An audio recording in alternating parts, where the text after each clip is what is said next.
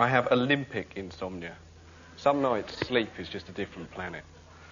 Whenever you tell people that you've got insomnia, they'll always say the same thing. Oh, really? Because I'm always out as soon as my head hits the pillow. Right. Thanks. What I normally do then is demonstrate to them how they're also always out as soon as their head hits my fist. If someone comes up to you and tells you, like, that they're blind, right, you don't say, oh, really? Because I can see perfectly. Blimey, is that the Pyrenees? Someone comes up to you and tells you that they've just been paralysed from the waist down.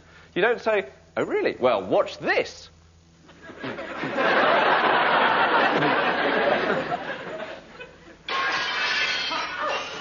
Oh, God. There's another human being in distress. I've got to get down there and help. Oh, God. A fellow human being needs my help. I've got to go down there, and even if there's a gang of men with guns and knives, I don't care. I've just got to rush down there and see if I can save that poor man's life. Oh, God, what are they doing to him? Oh, that just sounds awful. Oh, God, I've got to get down there. Faster, faster. There's not a moment to lose. Oh, God. Cufflinks. Just got to live on my live out those. Get down there. I'm sure there's a WCW wrestler like Hulk Hogan or The Undertaker or Bruce Lee. I've got to get down there and... Oh, it's a cat. Oh, God, there's not a moment to lose. Hurry. I'll just quickly throw on a pair of slip-ons. Oh, get down there and this will help me kick more and be better at sort of fighting generally.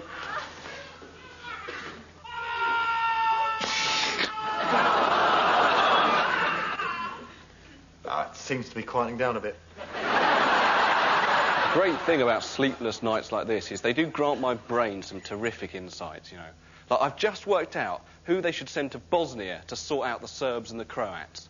Tony, the bloke who stands by the dartboard in Bullseye.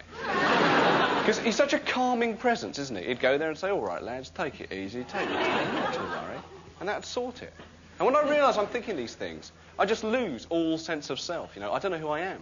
Which is bad enough normally because of my name. People just keep on mispronouncing it, you know, calling me Mr. Baddiel, Mr. Biddle, Mr. Tosspot. It's amazing how wrong it can get, you know. Minicabs arrive at my door going, taxi for Mr. Bloody Blub! And as the night wears on and I begin to doubt everything, that's when I remember, you know, she loves me. This is a really good relationship, you know. We have a great time sexually. A lot of other people think my car's shit, but she doesn't. And, you know, the Nissan Micra was Car of the Year, 1982. I've got Emma. I can't sleep, but, you know, I prefer to have Emma and not sleep than be someone who can sleep but who doesn't have anything like her. Like Rob. Hello. Hi.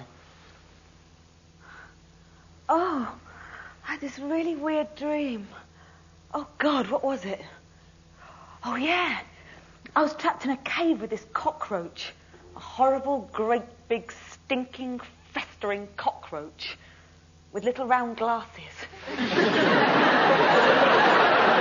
yeah, and it had horrible bad breath. It was breathing all over me and I felt really sick. Ooh.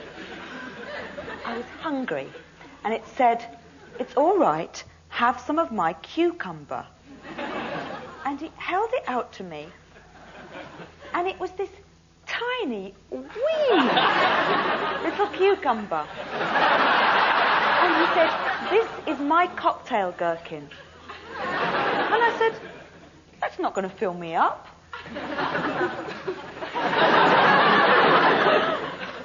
Right. What a weird dream. What do you think it means? Well, the cave suggests womanhood, and you're trapped in it, suggesting, you know, leanings towards lesbianism. And, you know, I have said that if you ever wanted to bring another woman into our bed, that's okay with me. So, basically, this cockroach is a projection of your self-loathing, your fears about whether or not you smell, whether you're ugly, and so on. So, essentially, this cockroach is you. So, I wonder, is there anything else you can tell me about this cockroach? It was covered in white spots. I remember what happened now. I wasn't hungry after all because the day before, a friend of the cockroach, an ape with long hair, had given me a huge marrow.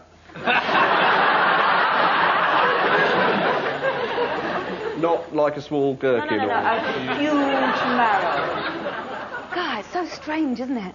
Weird. Got no idea what it all means. This cockroach, did he have any means of travelling about? Some sort of a trolley or stagecoach or chariot? And I wonder if you can remember what you felt about that. No, he didn't have any of those, no. But I do remember his car was shit. No, it's a great relationship. I think if there's a problem, it's with me, because I always find it really difficult in relationships to say, I love you. It's not that I don't feel it, it's just the words. They feel so weighted down with cliche and commitment. So what I normally do is just fudge the issue by looking deep into someone's eyes and saying, I love you. I love you. Which means that so far my most successful relationship has been with one of the clangers. Why can't I sleep? People say to me, David, all you need is someone reassuring to talk to you as you go to sleep. So I've got Tony from Bullseye to come and stand by my bedside going... Just take your time, Dave. Nice and easy. That's the way. Just relax. We want you to sleep.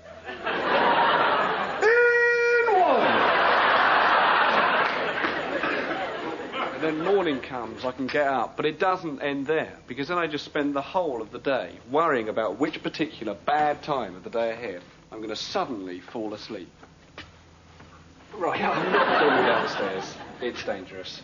You'll have to get me a stunt double. Yeah, it's all right. We got you on. We got your stunt double. Right. Albert, you're on now. Albert.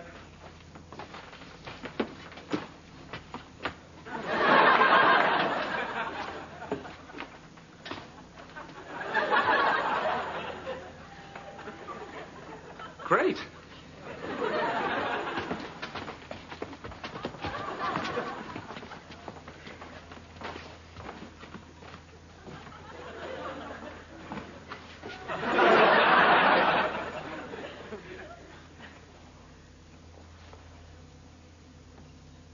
Yes, come on, when you're ready. Well, this should help to pay for your dialysis machine.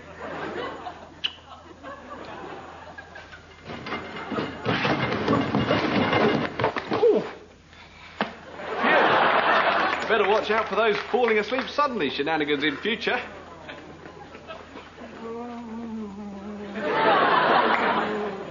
So now I'm just exhausted all the next day.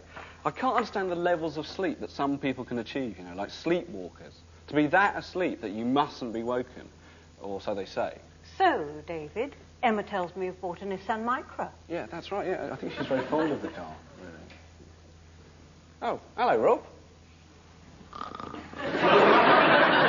Shh! Mustn't wake him. Mustn't wake him. Oh!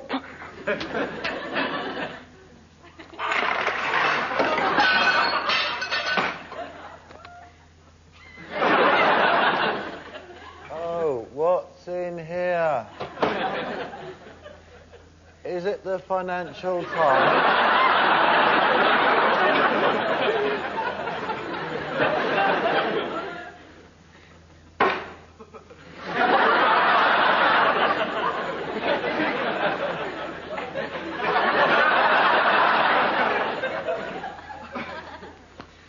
Thank you for coming.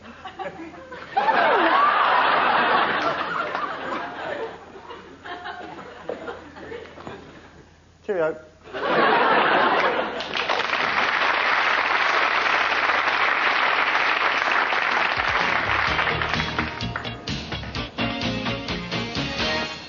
Now, there is no need for 40% of all motoring accidents to happen.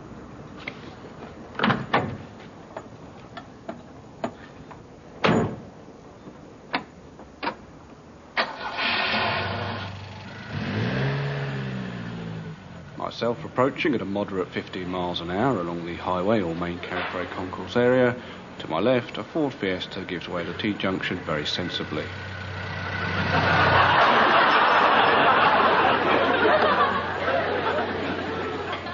You see, there was no need for that to happen.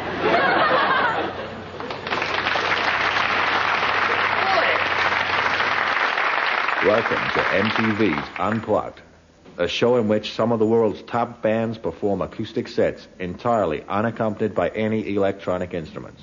Tonight on MTV Unplugged, would you please welcome The Orb?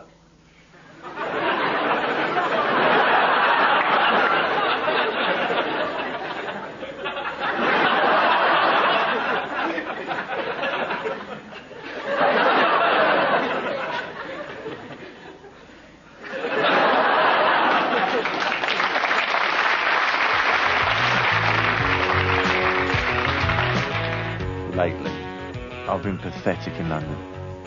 And it gets to be about midnight and someone says, there's a late bar that's open till 2, a club. And I'm thinking, no, I'm drunk, I'm tired. And I'm about to go home.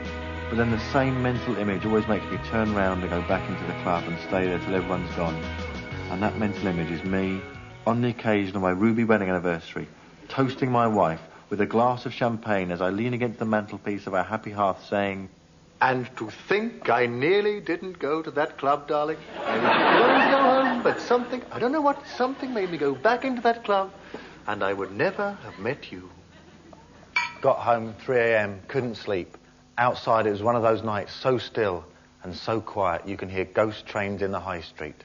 A deep, deep silence, as if you're in a room full of people and Michael Jackson has just offered to babysit. A profound, unearthly calm that was more than I could take, so I turned on the radio. Bad mistake. There came the loneliest sound on God's earth. Hello. You're listening to the Late Night Phone-In here on London Night Talk Radio. And tonight we're going to be discussing Europe. Our first caller is Reg in Balham. Hello, Reg. Hello, Steve. People say cars are produced more cheaply on the continent. What they don't realise is they're produced using restrictive practices. I see, Reg. From what you're saying, it sounds like it's been about 5 years since you last spoke to someone who knew who the hell you were. That's right, Steve. Getting back to what you were saying, I gather you're standing on torn lino in a dirty kitchen wearing semen-spattered trousers, and somewhere there's a kidney-shaped veneer dresser. Eventually it was bumming me out so much what this DJ was saying that I just, hung up. I don't have to take that. But sometimes I say to myself, no, I won't feel like half a person just because I'm not going out with someone. The feminists are right. It's just a social construct meant to make you feel inadequate because you don't fit in. I am going out tonight. What though there be young couples, yea, and families out there? Am I not myself a cosmopolis that hath many voices and diverse affections in it? Yes, box office cashier, here is my money. I would like to see this cinema's feature presentation. How many is that for? 1! I've just pulled down this crack into the lino. Sorry, I was getting a bit tense then. When I get tense, I have to do some painting to calm down. I'll just start here on this park bench.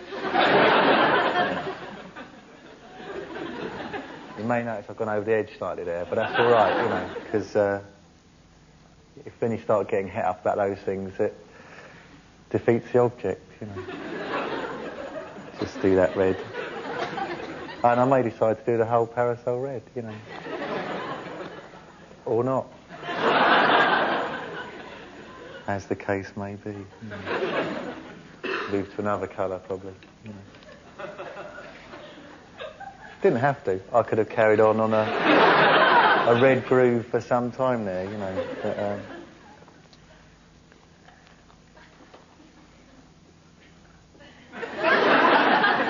just do a blue stripe there. That's not a great blue, but, you struggle to get a great blue and, you'll end up more tense than you started. And I'm all mellowed out now, which is good, because I think the time has come now for me to tell you all about my drug habit. You would have found out sooner or later, so I'd rather it came from me than, you read about it. As you know, some of you know, some losers are addicted to, whippets. The first 5 seconds of gas you get out of a can of UHT cream before the cream comes out. Others are addicted to, the butane gas you get out of gas lighters. For my own part, I'm addicted to the gas you get out of these, klaxon horns.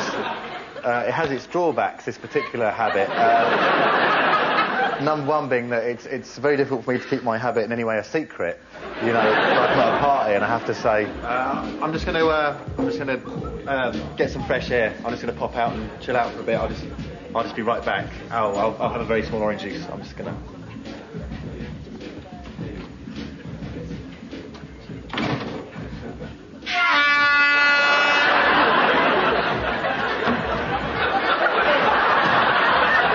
I think someone's car's blocking a driveway. I just got to get out of London, you know, because I just know all the wrong people. It's like, you know, a friend of mine the other day said to me, and like, you know, you think your friends know you, but he said to me, "Oh, Robert, do you want to come and see a cockfight?"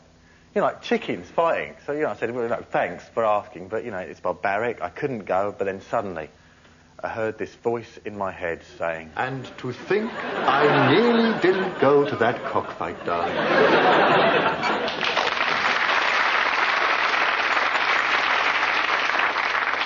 Tonight, on MTV Unplugged, would you please welcome Utah Saints?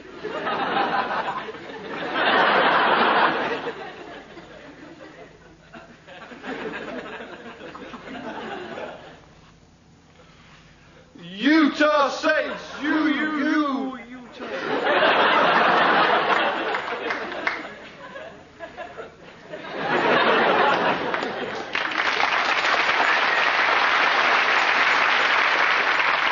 I've got up. Trying to go to sleep has made me feel ill. It's not surprising I'm ill. I eat so badly. Look at these. Supermarket sausages includes only shoulder, breast and belly of the pig. Belly. Belly going down as far as where exactly? Did we say belly? We meant pig's packet. Because they put pig's eyelashes, lips and testicles into sausages. Lips. Pigs don't even have lips, do they? So what, they put parts of the pig in that don't even exist? They put in the pig's passport photo. What's this in my sausage? 4 identical photos of Boris Becker? I've been feeling ill since I went to this cafe. Maybe it was God's revenge, because I'd gone there to meet this woman, not my girlfriend, this 19-year-old.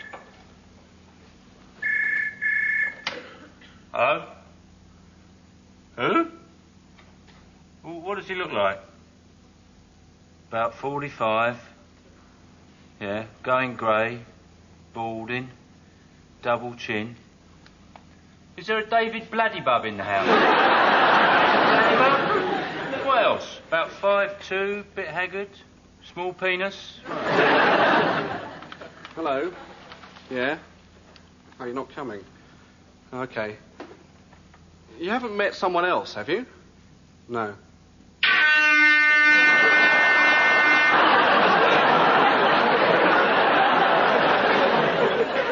Are you phoning from Portsmouth?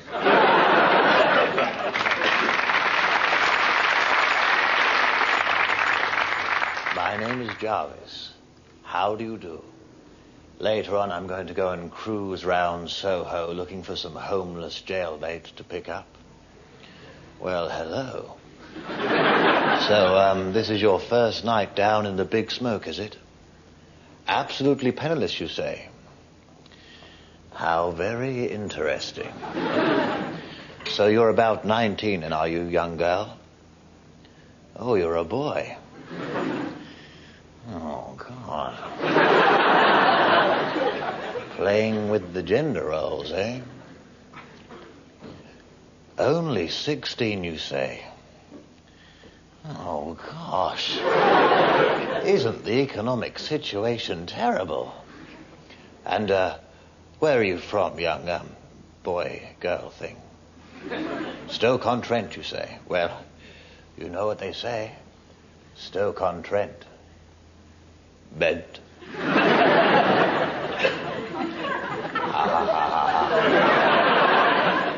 I see you like jokes. I like jokes, too. I wonder what other tastes we share. I cruise around Soho in my Bentley. Unfortunately, the top speed is 3 miles per hour. The passenger door remains permanently ajar, and it insists on veering towards the curb. Oh, God. What must people think? Now, that last bit wasn't very funny, but the fact that you wanted it to be funny and I disappointed you turned me on. Thank you. When not helping the homeless, I'm also involved in restoring old buildings. I'm particularly opposed to the closing down of many of our fine municipal Victorian public lavatories. Now, I don't want to come over all Prince Charles. Oh,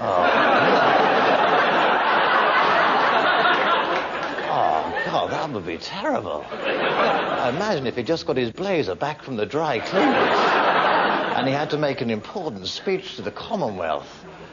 Oh, that's the last thing I want to think about. Oh, God.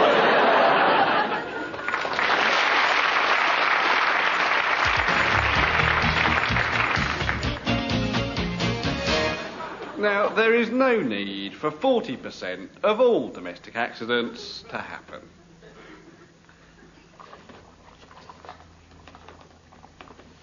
Oh! No, there was no need for that to happen.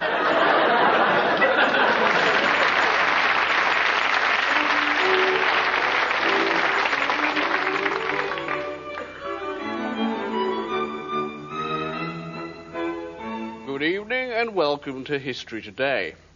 I can tell you that no one is more surprised than myself and Professor F.J. Lewis when the news came through that we were to be granted another series of discussion programs on the television. However, I can assure all those who may have been uncertain about the decision that tonight's discussion on the perennial topic of romanticism and industrialization will be a most rigorous investigation into this always provoking issue. Professor F.J. Lewis, I wonder if we may begin by talking about the ways in which this period saw the beginning of social disintegration. Indeed. The collapse of the extended family meant that for literally thousands of women, the only way of supporting themselves was to turn to prostitution. There are several accounts of this, but perhaps the most harrowing is My Life as a Prostitute, a first-person account by a woman who, being very ugly and suffering from scrofula, could not charge very much for her services, and so was compelled, alas, to perform all sorts of degrading sexual acts with over 100,000 men. Well, this sounds like a very important source text, this My Life as a Prostitute. I wonder, is there a modern edition of the publication? Yes, it's Weidenfeld and Nicholson, second edition, price £27.99. That's My Life as a Prostitute by Your Mum.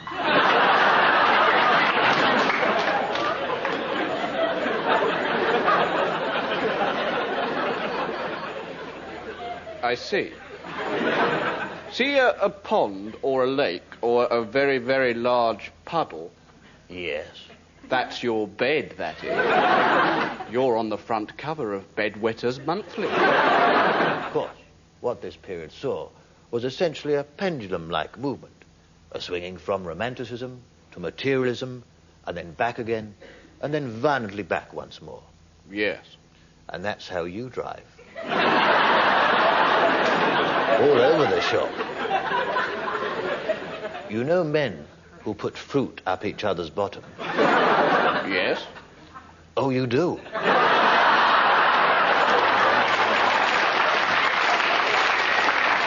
You know them. They're your friends. You've said it. You can't take it back now. No, I didn't mean I know them. Well, that's what you said. You shouldn't have said it. See a pair of 3D glasses which you get free with TV Quick, and they've got like an orangey bit and a green plastic bit on each eye, and they don't fit properly. Has the green piece come off slightly and it's sort of hanging off? Yes, and there's some writing on the side where someone has tested a biro on it. Yes. That's your Ray-Bans, that is. That's your cool shades. Oh, hi, girls. Tom Cruise here. But, Professor Lewis, if we could return to the subject in hand. I was reading an interesting piece the other day. No, you weren't. Because you can't read. And you can't afford a book. Well, actually, it was a piece by yourself. A rather fine piece in the Historical Inquirer. I was very impressed by it. Oh. Were you? Thank you. I was particularly moved by a section on page 35 about the advancement of Scottish radicalism. I'd like to read from it, if I may. I'd be honoured.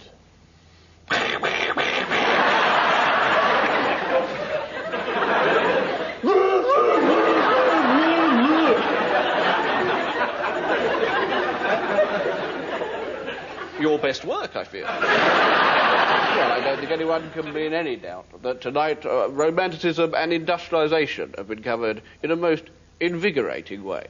Professor Lewis, thank you very much. Thank you.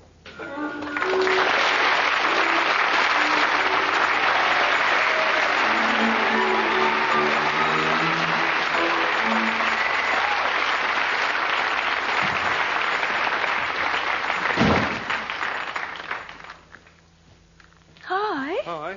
You're back early. Oh, I just had another amazing dream. Oh, really? Yeah, I started to think they don't mean anything, actually, dreams.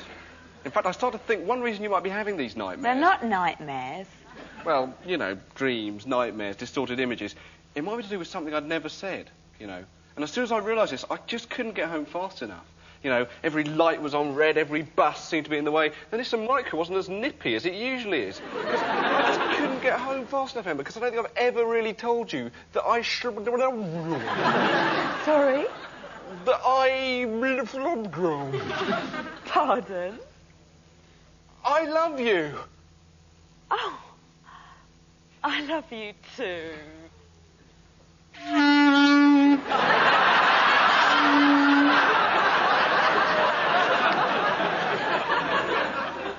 You see, I told you it was worth getting a car alarm for the Nissan Micra. On that rare night that you do get to stay over at someone else's, the next day you have to walk home still wearing the clothes you dressed up in to go out the night before. And you have to walk through the streets full of hard-working people, and it is so embarrassing. And to think I nearly didn't go to that satanic mass, darling.